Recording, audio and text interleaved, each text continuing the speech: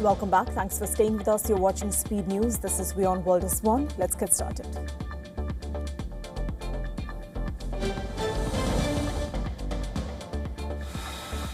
The United States has launched a new wave of strikes against Iran, targeting military capabilities that Washington says threaten shipping in the Strait of Hormuz. U.S. Central Command said the strikes were aimed at reducing Iran's ability to disrupt vessels moving through the strategic waterway. Iranian state media reported explosions in several cities, including Bandar Abbas, Rask, and Chabahar. Fresh strikes were also reported in Bushehr, home to Iran's only civilian nuclear power plant. The operation comes as President Donald Trump warned that further attacks could follow unless Tehran returns to negotiations.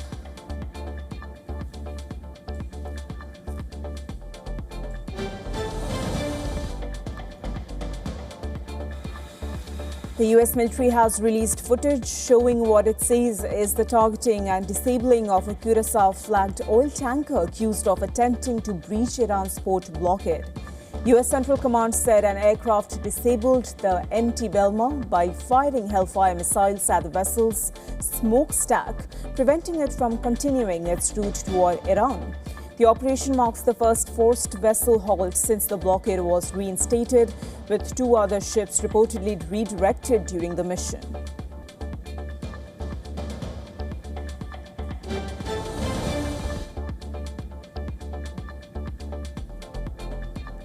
Suspected Iranian projectiles were intercepted over Jordan's capital Amman early Thursday, lightening up the night sky as air defenses responded.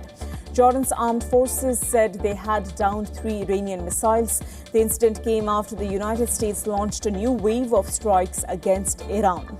The escalation follows rising tensions over the Strait of Hormuz, with Iran's Revolutionary Guard saying they targeted the U.S. Fifth Fleet in Bahrain.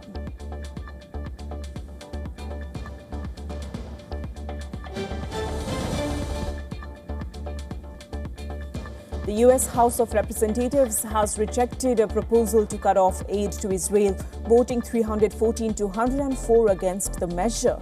The bill received support from 103 Democrats and 1 Republican, highlighting growing divisions in Congress over continued U.S. assistance to Israel amid the ongoing Gaza conflict. The failed vote marks a significant shift in the long-standing bipartisan approach to U.S. support for a key ally as tensions continue to rise across West Asia, including the wars in Gaza and Iran.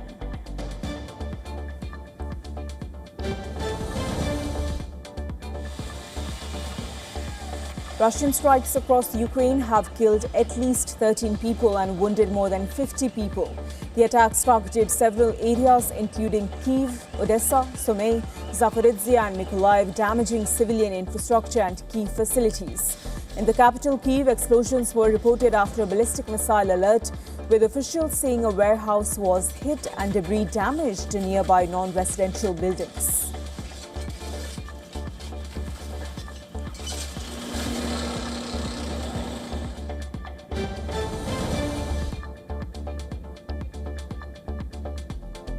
Ukraine's Defense Minister Mikhailo Fedorov announced his resignation as part of President Volodymyr Zelensky's war cabinet reshuffle.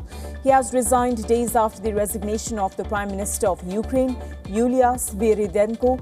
Zelensky has called these steps necessary to prepare for the upcoming winters. He is stepping down after overseeing a rapid expansion of drone warfare capabilities and military reforms during Russia's full-scale invasion.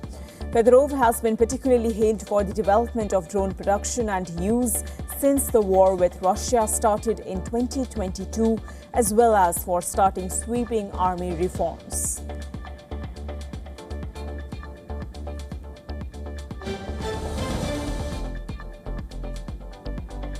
European Commission President Ursula von der Leyen has announced a new EU-Ukraine defense partnership focused on expanding joint drone production. During her visit to Kyiv, von der Leyen said the agreement will combine Ukraine's battlefield-tested drone expertise with Europe's industrial capacity to scale up production. The partnership is part of a broader $11.4 billion European Union support package for Ukraine's defense needs, including assistance for drones, missiles, and fighter aircraft. Before the announcement, Zelensky and von der Leyen signed a letter of intent on joint drone production. calling the move a historic step in Ukraine-EU defense cooperation.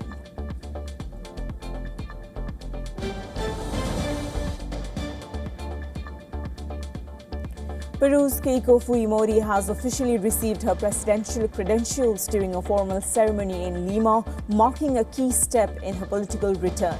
Surrounded by members of her party leadership, Fujimori called for national reconciliation and urged efforts to heal divisions within Peruvian society.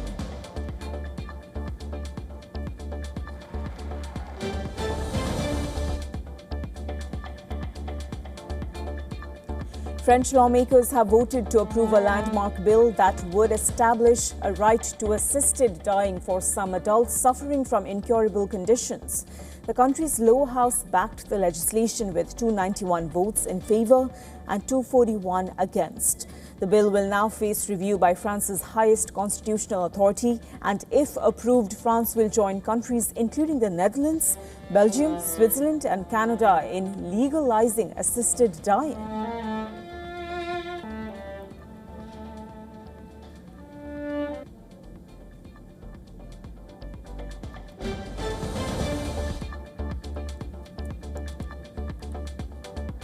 Indian origin NASA astronaut Anil Menon and 2 Russian cosmonauts have arrived at the International Space Station aboard the Soyuz MS-29 spacecraft, where they were welcomed with hugs and handshakes by the crew.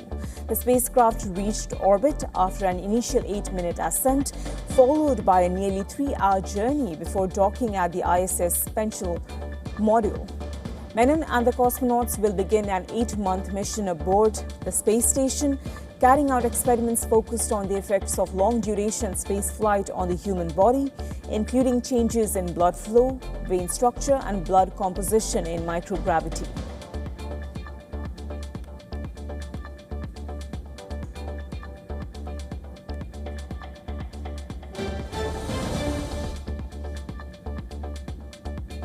The United States has stated that American citizens who have traveled to the Democratic Republic of Congo could be prevented from boarding. They could be prevented from boarding return flights in an effort to prevent Ebola spread in the country. The U.S. Health Agency said that it would conduct screenings that could result in passengers being restricted from boarding commercial flights to the United States. The restriction will stay in place until the individuals have spent 21 days outside of the Central African country, which is currently experiencing a deadly outbreak of the virus.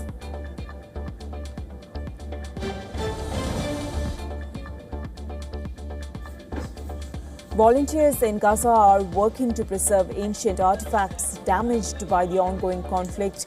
Inside large tents, teams wearing surgical gloves carefully brush dust from historic stone mosaics before placing them into storage for preservation. The effort aims to safeguard Gaza's cultural heritage, with the United Nations reporting that more than 160 historic and cultural sites have been damaged during the war between Israel and Hamas. Many of the artifacts date back thousands of years, while more recent cultural treasures also remain at risk of being buried or even destroyed by shelling and airstrikes.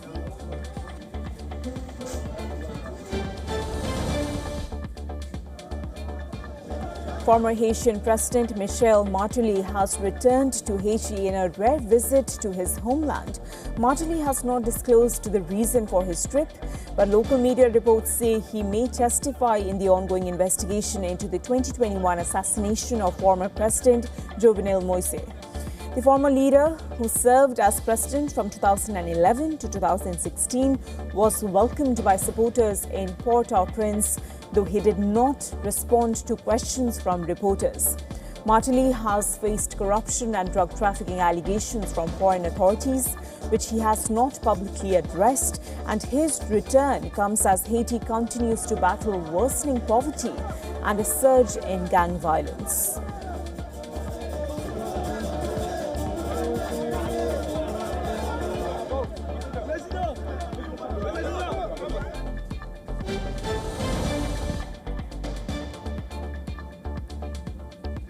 Heavy rains caused flooding in the southern Russian resort city of Sochi, disrupting traffic and damaging vehicles. Torrential downpours and thunderstorms caused the river to overflow, flooding residential areas across the city. A mudslide swept down a hillside, blocking a major street, while residents shared videos showing roads covered in mud and debris.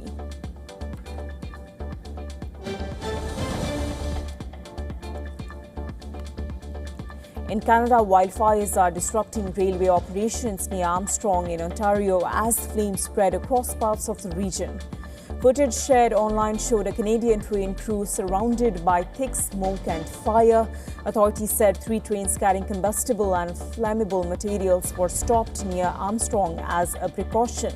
More than 100 wildfires are currently burning across Canada, with winds pushing smoke southeast and affecting air quality in several areas.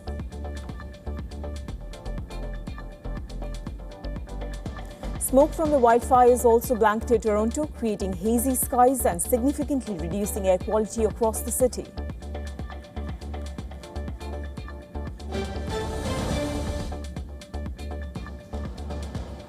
Heavy downpours continue to batter South Texas, raising the risk of dangerous flash flooding.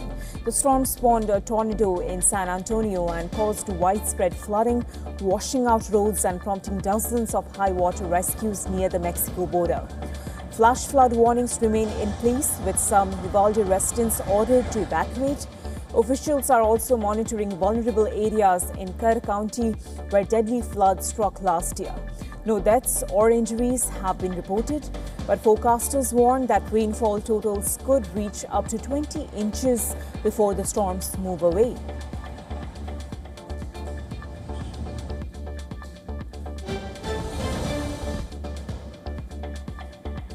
A thick layer of algae is covering parts of Italy's Po River as it flows through Turin, with high temperatures driving rapid growth. City authorities are working to clear the buildup, using excavators to remove the plant from the water and load it onto barges for disposal. The algae has disrupted activities on the river, with locals even warning that changing climate conditions are playing a role in the growing problem.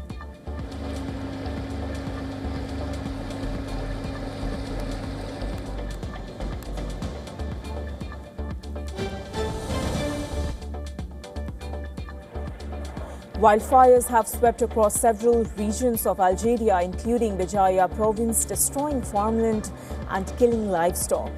Civil protection teams, supported by firefighting aircraft, are battling the flames and using water drops to contain the spreading blazes.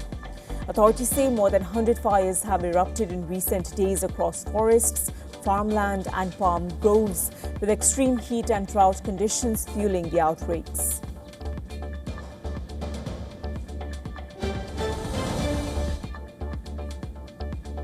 China's cyberspace regulator has approved Apple Intelligence for use on iPhones in the country, clearing a key regulatory hurdle before its expected rollout. Under Chinese rules, generative AI services must be registered with regulators before they can be made public. Apple Intelligence in China will integrate AI models from Alibaba's Qwen, while Apple is also working with Baidu to develop features for Chinese iPhone users. The regulator has not announced a launch date, but the approval is expected to help strengthen Apple's position in the Chinese smartphone market.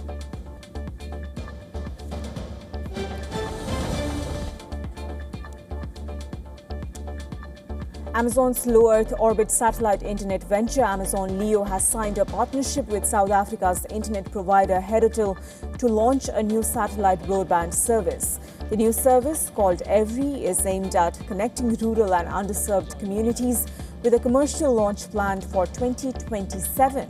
The service will help bring reliable internet to farms, small towns and remote areas where fiber and traditional networks are difficult to deploy. The deal comes as satellite internet companies, including SpaceX's Starlink, expand their presence across Africa.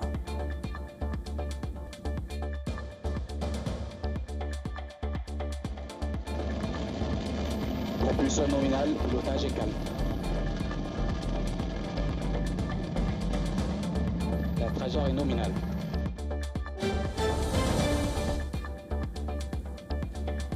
The U.S. National Transportation Safety Board says a Tesla driver overruled the company's full self-driving system by pressing the accelerator to 100% before a fatal crash in Texas. Investigators said the car was traveling at more than 70 miles per hour in a 30 miles per hour residential zone when it left the road and crashed into a house, killing a 76-year-old woman. The NTSB said the driver was using Tesla's full self-driving system, but the driver's accelerator input overruled the software. The driver has been charged with manslaughter, while the victim's family has filed a lawsuit against both the driver and Tesla.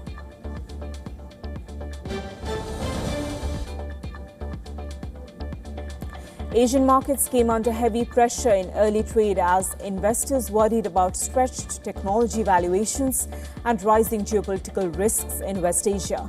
Japan's Nikkei dropped more than 3%, while South Korea's Kospi plunged over 6%. Oil prices moved higher as traders monitored global supply risks, with Brent crude climbing above $85 a barrel.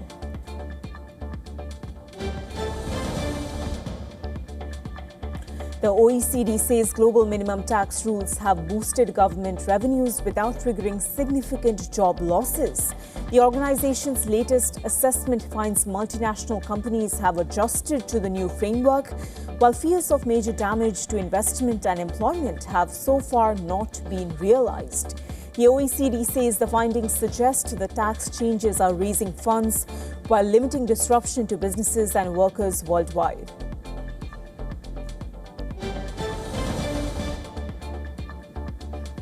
U.S. Federal Reserve says consumers are pulling back on non-essential spending as higher fuel costs squeeze household budgets. The Fed's latest beige book shows economic activity continues to expand, but businesses are facing growing uncertainty from energy prices, inflation, and rising costs tied to global conflicts. Several districts reported weaker discretionary spending, while companies warned that higher expenses are putting pressure on profit margins. The report comes ahead of the Fed's next policy meeting as officials continue to monitor inflation and interest rate decisions.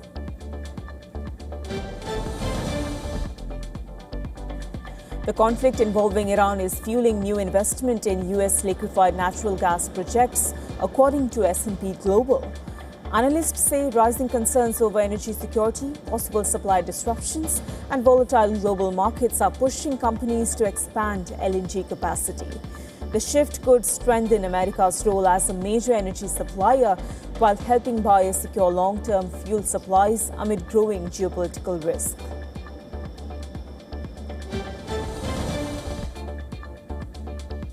Defending champions Argentina staged yet another incredible comeback by beating England 2-1 in the second semi-final of the FIFA World Cup 2026.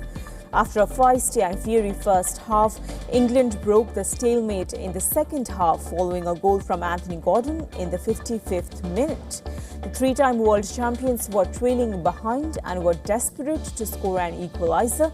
However, in the 85th minute, Argentina's Enzo Fernandez scored a powerful shot following an assist from Lionel Messi. This was followed by another goal from Argentina's Lautaro Martinez that sparked wild celebrations in the stadium and back home in Buenos Aires. Argentina will next play Spain in the final in New Jersey on Sunday.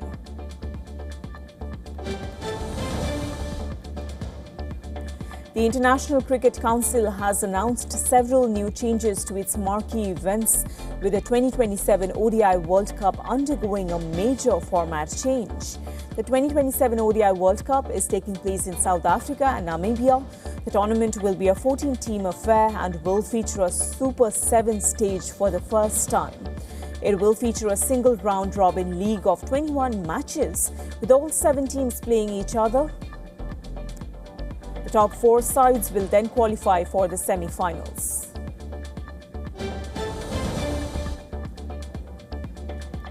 India will look to clinch the ODI series against England as the second ODI takes place in Cardiff later today. India won the series opener on Tuesday, but the squad still has reasons to worry. Captain Shubman retired hurt during the win and his fitness is a concern. The pressure will also be on Rohit Sharma and Virat Kohli after the duo failed to get big scores in the first ODI. Remember, the focus is now on the 2027 ODI World Cup, with the team eager to try different combinations.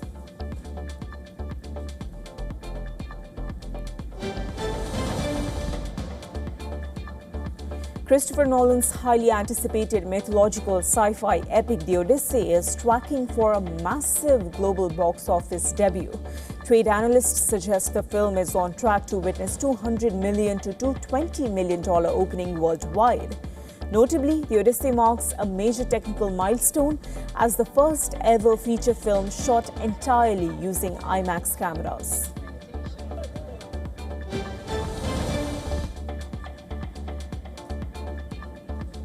Matt Reeves has officially released the first look of Batman Part 2. The movie has been delayed from its original October 2027 slot to February 18, 2028. Alongside the announcement, Reeves shared a brief camera test VR featuring Robert Pattinson back in the iconic Batsuit alongside the official logo for the highly anticipated sequel.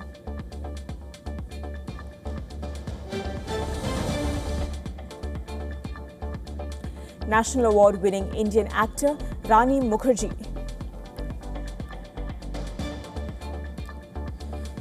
Yes, National Award-winning Indian actor Rani Mukherjee will be conferred with an honorary Doctor of Letters by Australia's La Trobe University during the 2026 Indian Film Festival of Melbourne. The honour will be presented on August 14, 2026 at a special ceremony held at Federation Square in Melbourne. The accolade acknowledges Mukherjee's massive three-decade contribution to Indian cinema. The festival itself will run from August 13 to August 23 this year.